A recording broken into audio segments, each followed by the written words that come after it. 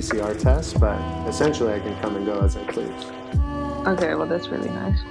Yeah, well, hopefully you'll get on board as well. But Yeah. anyway, well, welcome everybody to episode 11 of the How to Kick It podcast. I'm here with a very good friend of mine, Jannick Evers.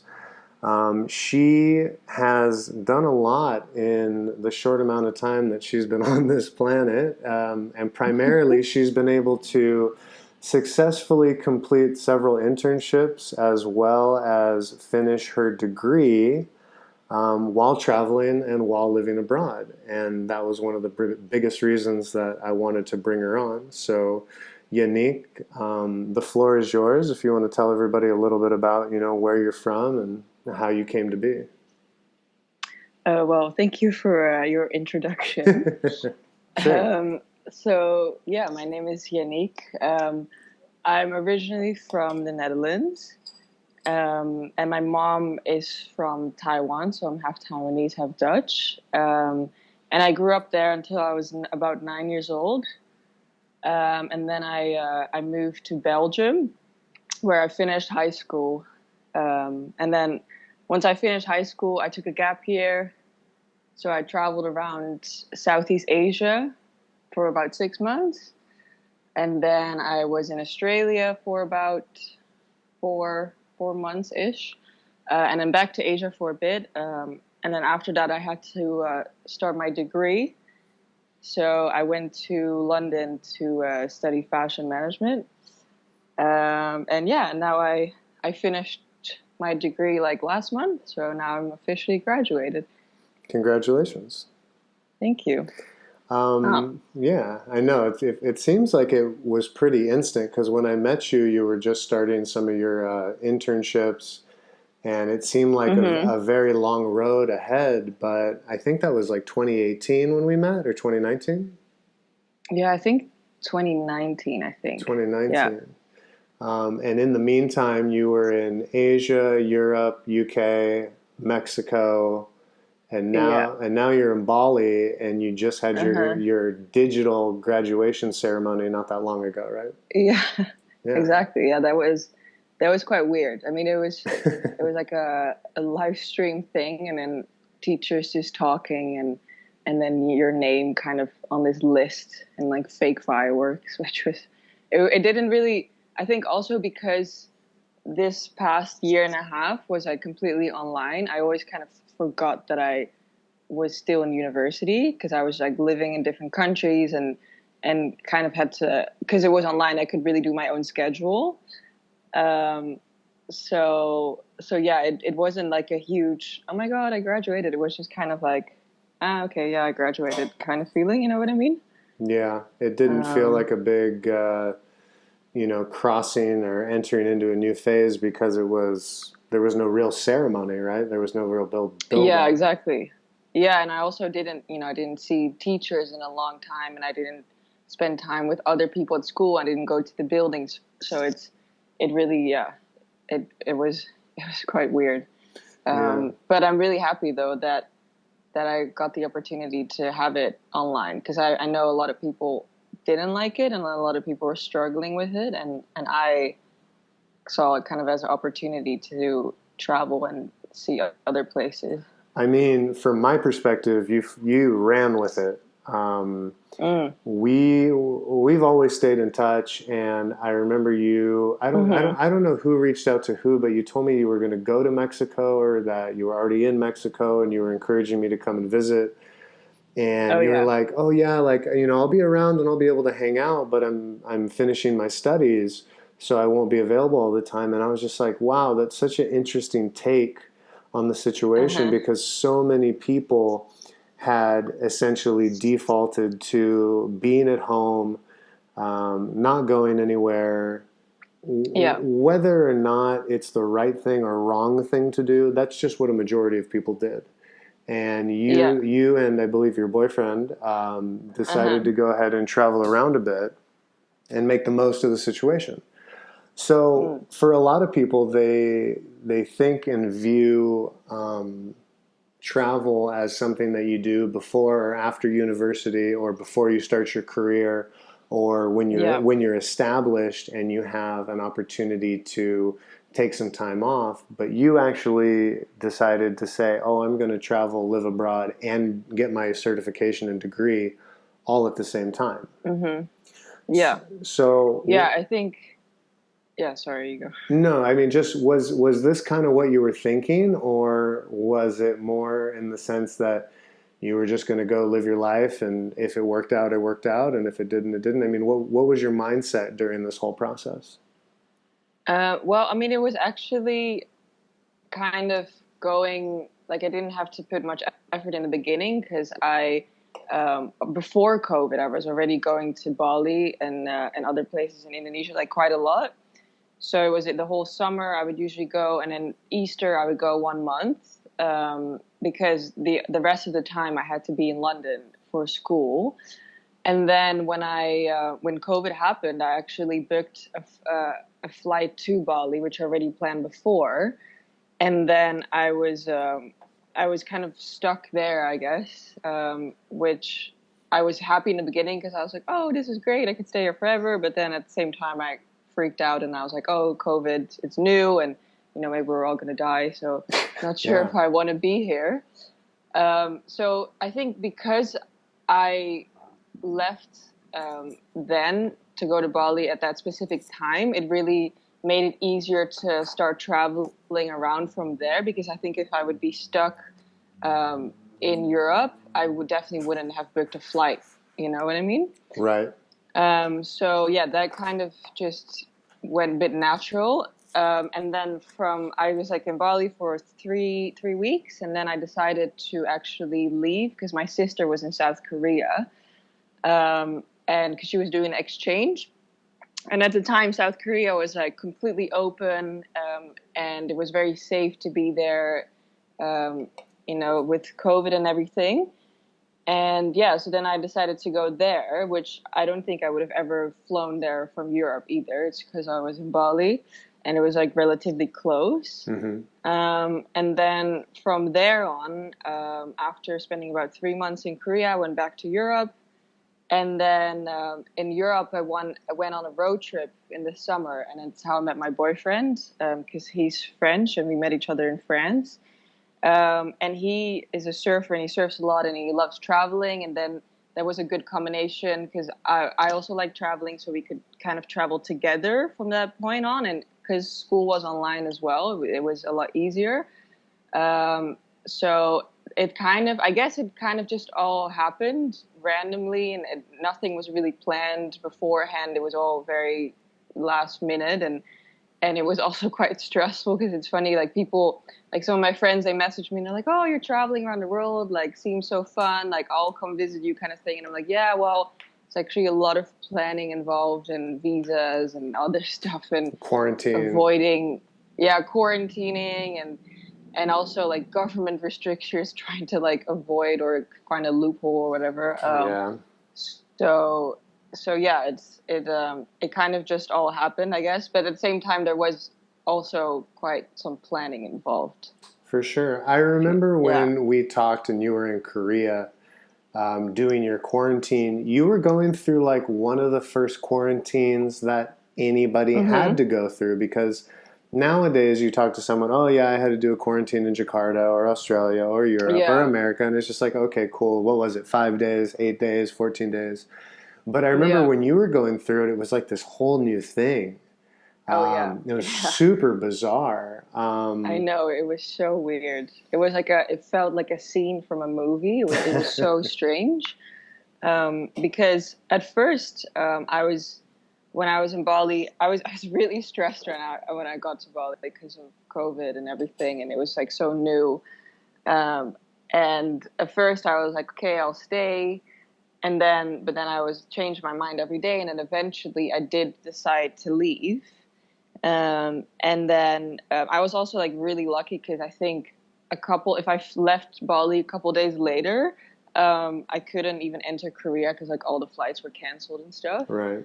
So yeah, I booked my flight, and then it was such a bizarre feeling because I was really like rushing to get off the island, which I love Bali and I love being here, and it was the first time that I was like, I want to leave. I don't like it anymore. And I was like at the airport, like, get me on this flight. Like, I don't want to be here. And then, yeah, I got to the airport and they give me this piece of paper, which was all written in Korean. And I just had to sign it before boarding the flight. And I was like, yeah, whatever, I'll sign anything to get on this flight. And it said something, I think, about quarantining, because the flight attendant was like, oh yeah, this is like a form about that you have to quarantine when you arrive in Korea. And I was like, okay, yeah, that's fine. And I just thought, oh, quarantine, I can stay at my sister's place, because it was all new and no one had heard of government quarantine, anything like that. So yeah, I get onto the flight and then I arrive in the airport in Seoul.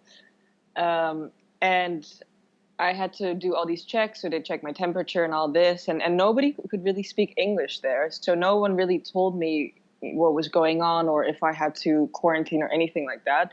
They just did all the regular checks. And then at the end, I remember the last check, they gave me this kind of piece of paper that I had to put around my neck.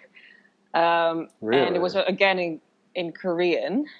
And yeah, so they just say like, oh, just put it around your neck. Okay, fine. And then I walk out of the airport. And then I thought I could just like go to my sister's place. But then I went to go to the taxi guys. And I was like, oh, I want to get a taxi to my sister's place. And I was like, oh, and by the way, what does this mean? Like this little paper they gave me. And this like, little oh, no, little dog collar I have around my neck. Like, what is this? Yeah, exactly. And then they were like, oh, yeah, that means you have to go to the government quarantine. And I was like, what? Like, I was like, kind of like freaking out, being like, no, I don't want to. How long was that quarantine? It was 14 days. So that was a full one, huh? Yeah, it was yeah, quite intense. And it was at a police academy training center and like in a mountain somewhere. So it was like in the middle of nowhere. You literally couldn't escape. Not that I wanted to escape, but you just couldn't go. I mean, I'm sure on some level you wanted to escape, but you weren't going to. Yeah, but actually, no. I mean, I weirdly enough quite enjoyed my quarantine. Everyone was really surprised how much like fun. I don't know how like I had actually like a good time. Well, you made the most of it. It sounds like. Yeah. I think also knowing that I had to spend 2 weeks there and then I could do whatever I wanted in Korea because there was no lockdown or anything like that. That made me feel really good about it because back in Europe, everyone is like sitting at home for like months and like freaking out. And also I was really happy to be locked up in a room that I couldn't get COVID because at that time I still thought that COVID was like a super scary disease. Like Ebola, like you catch it and you die. It's just game exactly. over. I literally thought it was like Ebola. It's like, we're all, yeah. But, I mean, there's a lot of people that still think that that's the level that we're at. There's other people who I think are a little too careless with everything. Yeah. It's tough because we're still finding out new information and our governments are not always great and our news outlets are not always great at giving us information that we feel that we can trust. And, it's tough because you expect just like a regular person to digest this information and say, okay, I'm going to go ahead and make a decision or B decision. And you have all these different choices and everybody's judging each other and fighting with each other like, oh, you don't wear a mask or you don't believe in vaccines and you think that this is a hoax or you think that this is real. And it's like, man, this is such a bummer that we're all fighting with each other when we're really just trying to get a handle on what's going on with this disease in the world. But I used to think it was only America that was having these kind of conflicts, but literally talking to people being in Indonesia, and talking to people from every different country, just about, it sounds like it's a national or a global problem of not being able to trust information that you're getting. Oh yeah, for sure. Yeah. Yeah. No, even in Europe, like definitely. Yeah. I mean, people used to laugh at America like, oh, ha, ha, ha, you guys are like pinned against each other. Like your government plays you so easy. And now it's like we're all in that boat together where we don't really know what to believe. Yeah, no, that's for sure. Yeah, yeah, I've heard a lot of conspiracy theories. Yeah. this past year. Yeah. None of that's good. I mean, I wish we lived in a world where, everybody just trusted what the government said, and that the government's built a reputation that made people want to trust them. But, Yeah. that's as I said many times before on this podcast, that is a whole nother discussion for a whole nother, a whole Yeah. nother episode. But what really made me want to encourage you to do the podcast was the fact that you were able to complete your degree while traveling, because so many people think that this is something that you do before you go to school, after you go to school, or after you're somewhat established in your career, and you are one of the few that did them both right at the same time. So I was hoping that you could tell people, how you did it, or at least how your program worked, and that it's possible that there's always a way to figure out, you can live the reality that you want Yeah. to live. Yeah, so basically, I study fashion management at London College of Fashion. And I think it also really depends which country you're studying. Like, for example, I know that France, their rules are a lot more they want to have everything in person. Even like during the pandemic and stuff, they try to keep as much in person as possible. Whereas like my uni, and I think just in England overall, it was more like, oh no, we'll just do everything online. And also my course is very international, so there's a lot of people from like China and like the States and other places in Europe. So it really wasn't possible to do stuff in person, I guess. Mm-hmm. So yeah, that made it a lot easier for me. And I thought they also did like a really good job with doing the online program. Um, and yeah, I mean, it's definitely because I did travel to like some beachy places and like vacation. There's like a lot of vacation vibes going on, but you have to be quite like tough to yourself and say like, no, today I'm not gonna follow everyone and have fun. Like you really have to be good at planning your own schedule and being tough on yourself because no one's like telling you really what to do. And what also like made it easier for me as well is that my boyfriend also studied online, so we both were doing online uni. So we both had to study and stay at home and do these things, which I think makes it a lot easier. Yeah, you got we call it a partner in crime. Yeah, exactly. So, yeah, I think if I would be traveling with someone who didn't either work online or like study, that would be quite tough because then that person is constantly like, oh, let's do fun stuff, and you're like, no, I can't. And then also with like time difference, it always worked out pretty well for me when I was in Asia, like in Bali and in South Korea. The time difference wise, it was always fine. I could always just work during the day. It was never that I had to stay up till late. And then when I was traveling around in Europe, I was like in Portugal for a little bit as well, and in France, but that's kind of same time zone. And then in Mexico, I was lucky because I was working on my dissertation, like on my final project. And there, I didn't have lectures or seminars anymore, so I didn't have to be up a certain time. So yeah, so I think, yeah, it's definitely possible. There's just a little bit of planning involved, and you have to be quite tough on yourself. But yeah, and other than that, it's definitely doable. Yeah, I like what you said about having your boyfriend kind of in the same boat that you are, somebody who's pursuing their education but still wants to foster their passion, which I actually know. Yeah. I know your boyfriend a little bit. He's very passionate about surfing. I always thought I was Oh passionate. yeah. I always thought I was passionate about surfing, but this guy's next level. Yeah, next level. Yeah, but we had some good talks. He came out and visited Lombok for a few days. He was surfing Desert Point, and he came and stayed with me in Kuta for a day, as you already know. Yeah. So we had some good talks, and I talked to him about like career and if he wants to keep surfing. Obviously, like you got to pay the bills, kind of thing. And I think that a lot of people think of surfers sometimes as kind of goof-offs that aren't taking life too seriously, Yeah, but that was yeah, too no, for fast. sure. That was too fast of an agreement, Yannick. You can't agree with me that I mean, fast. no, but it's true because everyone kind of always thinks like, oh, a surfer, you're dating a surfer. Oh, I must have like long hair and just like chill all day and be Like, like stoned all day. It's like yeah, and no. like live in a shoebox and like only spend money on surfboards kind of thing. Yeah, exactly. Yeah, but I mean, there's a lot of very clever surfers out there because they say, like, I want a certain lifestyle and I know that I need to facilitate that. So I have to go ahead and figure out, if I can get people to work for me or I can get my money to work for me. So, yeah, there are some Yeah. surfers. There are a good amount of surfers that are bums. There are a good amount of surfers that are very successful. So if you prioritize your passion and find a career that suits it, and also if you're able to find a partner that you can work together with, it really increases your Mm, chances to do these things. So um, yeah, for sure. I've told so many people, like, do what you want and travel and go abroad, but it carries so much weight when there's somebody that's in the throes like you that literally just did it.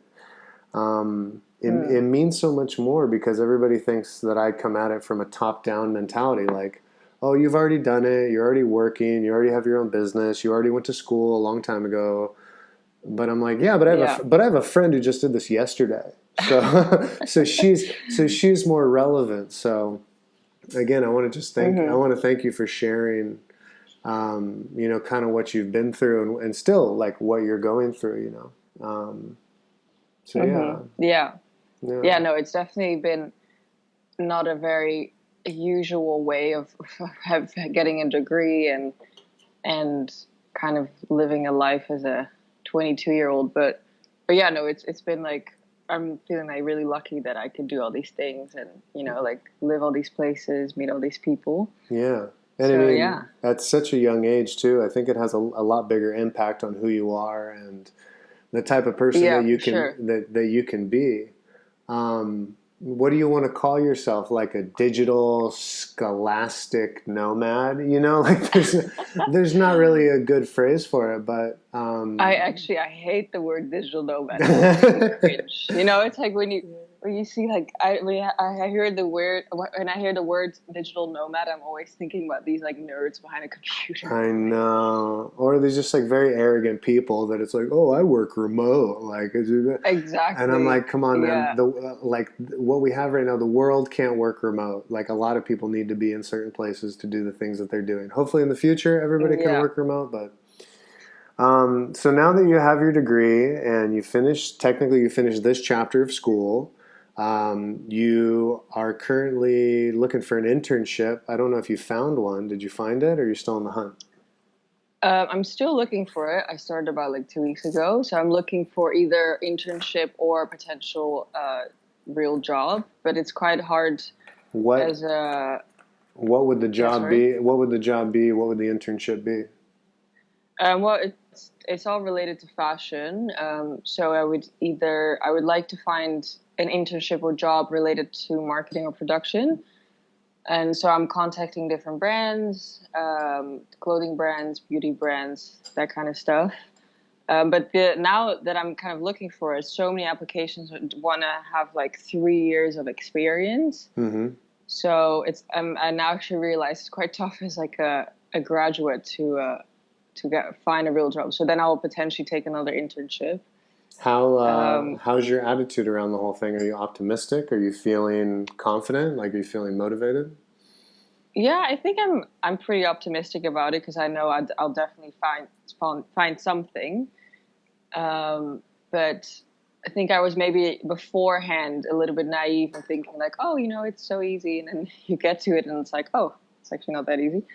Um, but yeah, no, I think it will all work out and it should all be fine. Yeah, Yeah, I mean, easy or not, you still have the mentality that it's doable. yeah, exactly. Yeah, we're gonna have to definitely circle back and do another follow up with you and see where you are in the next few weeks and few months because I think that'll be interesting to the people that are listening to this as well. Oh yeah, yeah, that'd be cool. Yeah, Yeah, hopefully it's good news. Hopefully you're not yeah, like exactly. homeless in the Hopefully it's not. Netherlands. Yeah, No, I don't think yeah, yeah, so. yeah, exactly. I think you'll be in a good spot. I have a lot of confidence in you. Yeah. So, I mean, what else motivates you besides, seeing new places and living in a, like you're living in Bali right now in a place that you like, that suits your interests. You're 23 now, 24? 22. 22. Oh my God, you're so 22. young, such a baby. So 22-year-old, Dutchy Taiwanese living in Bali with a wealth of travel under her belt that just got her degree, looking for a job. I mean, like, what are your priorities? Like, what are you trying to accomplish in the next year or 2 years, professionally, travel wise, personal development? I mean, what drives you? Well, I definitely want to gain some more work experience because my ultimate goal is to start my own company, Hmm. which I always kind of change my mind. I'm not really, so that's why I also want to gain more experience because I'm not really entirely sure yet what I exactly want to do. Because at first I wanted to do like a clothing brand or a jewelry brand or a bikini brand, but then lately I'm like not sure if I want to do it, and maybe like, or maybe I want to create a platform instead of like making actual products um, related to fashion and sustainability. So yeah, I think I definitely just kind of want the next couple of years to gain more experience and to really think what I find a good plan Hmm. with what I want to create as a business, and still definitely be able to go places and travel, which I know it will be a bit harder, obviously, once I'm employed somewhere. But yeah, it's kind of what I hope to do. I definitely don't want to move to back to London and have like a 9 to 5 job. I think that would not be, it's like for me. Yeah. Um, so yeah, hopefully this plan works out. What I love about your mentality is that you acknowledge the fact that what your goals are and expectations are going to be difficult to meet, but Hmm. not once have you ever said it's going to be impossible. Or not once have you ever said like, "Oh, maybe I won't succeed." You're just like, "Yeah, I'm going to do it and it's going to be hard, but I'm going to do it." And Yeah. I just don't think enough people have that mindset. I think a lot of people beat themselves down, or they've already accepted defeat before they've even tried. And I'm sure you've had a lot of people already tell you, like, oh, wow, you're so young and you've done so much and you have these really lofty goals. Hmm. Where does that come from? Is that something from your family or from your friends, or is it like the opposite of your family? Like where does that Um, optimism come from? I think it's definitely for my dad. Like I'm pretty sure it's for my dad because he created 3 companies, and he right now he's in the process of selling them and like slowly retiring and all that.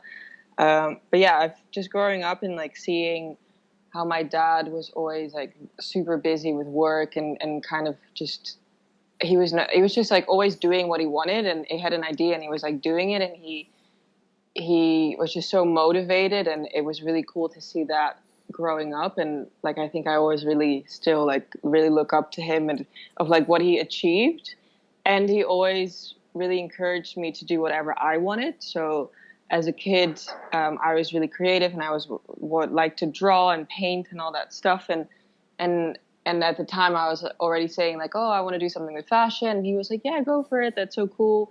But I remember when I was little, it was more, if you said, oh, I want to do fashion, it was more like, oh, okay, like why don't you want to, I don't know, study law or something, because everyone was studying law. So he was always like very supportive in that. Um, and then he also really pushed me, I think, a little bit as a kid to get out of my comfort zone, because as a Hmm. kid I was like I was really shy, and like I wasn't taking initiative, and then my dad would push me a bit, and then I would actually do something out of my comfort zone and then feel so much better afterwards and like not scared of it anymore. So I think it definitely comes from that. I remember a huge change was when I was 15, and that summer my sister went to Shanghai in China to do. She was 17 at the time, and she went to do this like English teaching course, teaching English to Chinese kids. And then my dad was like, "Okay, so Yannick, what are you gonna do this summer?" And I was like, "I don't know. I'm like 15. You know, I want to hang out with my friends or something." And maybe And eat some stroopwafel. yeah, exactly. I was like, I don't know, like, you know, what do you want me to do? And then he was like, yeah, I think you should also do like a kind of like a course camp kind of thing. And for some weird reason, I had this thought in my mind that I really wanted to go to South Africa. I still don't know where this came from because I didn't have any relationship with South Africa. I didn't know anyone from South Africa. And then, yeah, so I said to him, I want to go to South Africa. Then he was like, okay, well, that's fine. If you find a program in South Africa online, you can go to South Africa.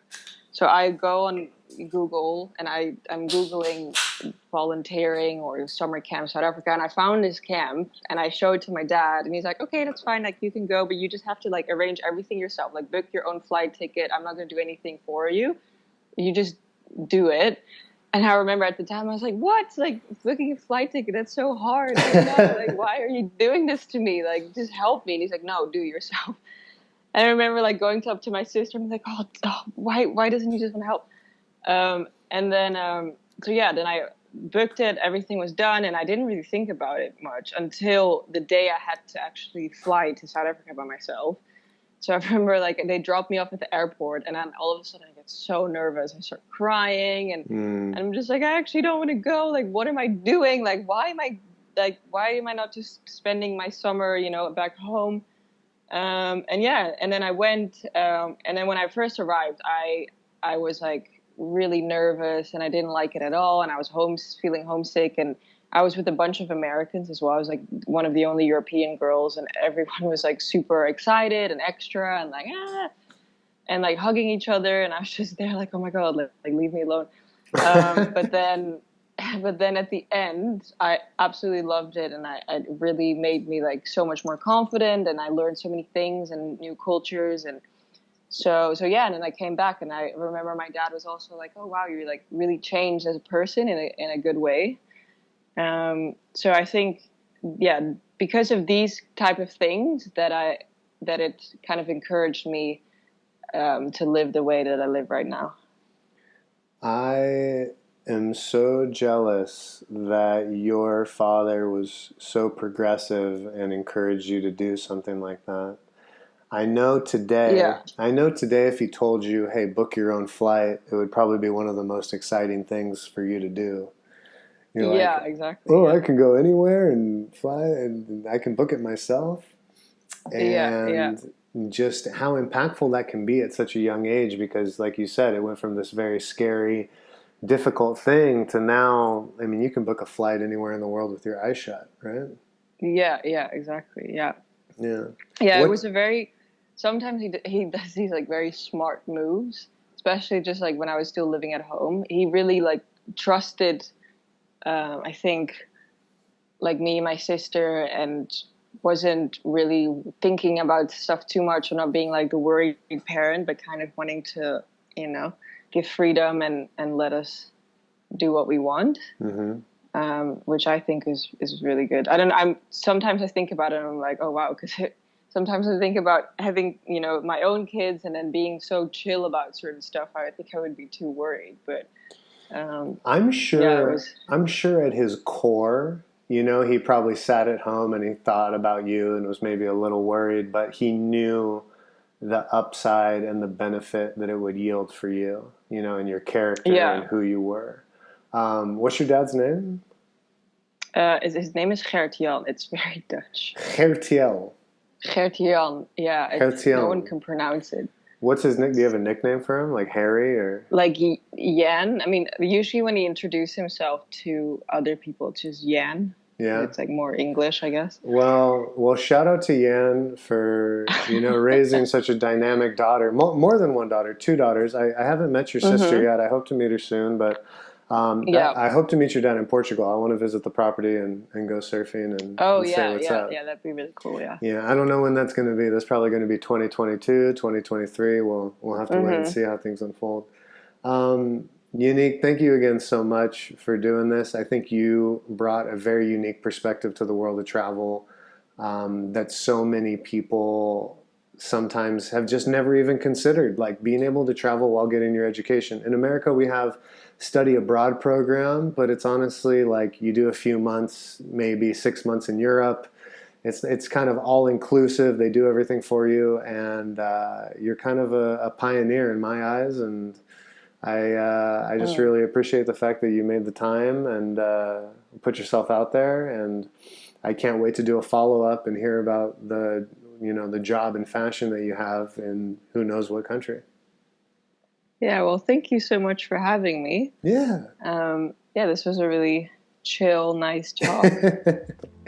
She was a little nervous, everybody. She was a little concerned leading up to this, but you did really good. All right, But yeah, thank you. anyway, well, episode 11, and who knows how many more we'll get after this. So I hope everybody enjoyed, and we'll catch you next time.